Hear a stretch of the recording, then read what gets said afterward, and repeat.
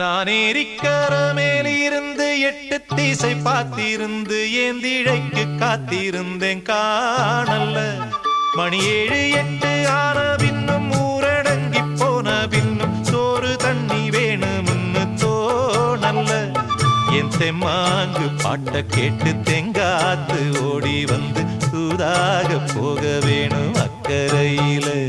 நான் உண்டான ஆசைகளை உள்ளார பூட்டி வச்சு ஒத்தேல வாடுறேனே இக்கரையிலே.